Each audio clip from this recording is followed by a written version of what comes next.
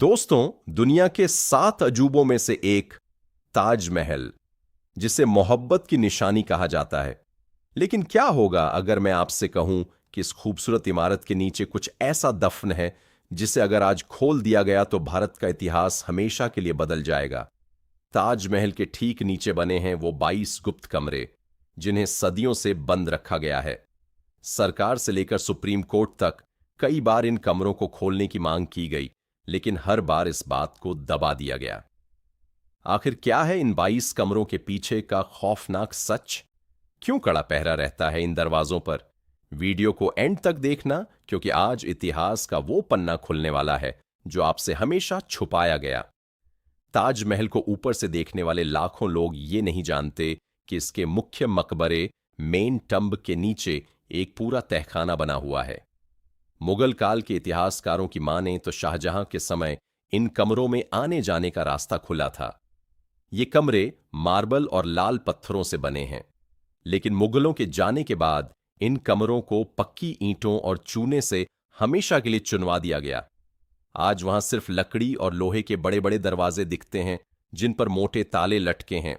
सवाल यह उठता है कि अगर ये सिर्फ साधारण कमरे थे तो इन्हें पक्की ईंटों से दीवार खड़ी करके बंद करने की जरूरत क्यों पड़ी?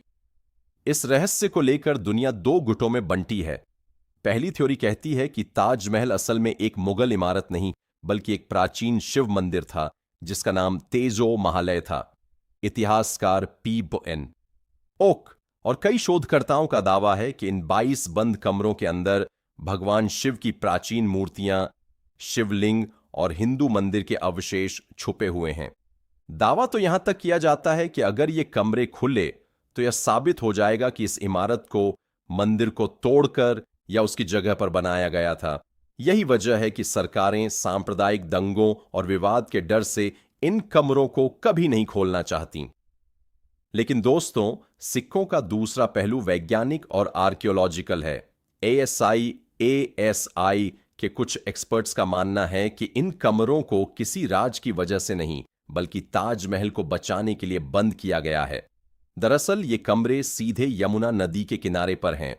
अगर यहां हवा या नमी लगातार पहुंचती रही तो कार्बन डाइऑक्साइड की वजह से ताजमहल की नींव के संगमरमर खराब हो सकते हैं और इतनी भारी इमारत ढह सकती है। वहीं कुछ लोग ये भी कहते हैं कि मुमताज महल की असली कब्र और उनकी बॉडी को पूरी सुरक्षा देने के लिए build a memorial for his beloved wife in Agra on the banks of the Yamuna River. High court में इन कमरों को खोलने की याचिका डाली गई। Construction of the Taj Mahal began in 1632. कि यह इतिहास It was an immense project.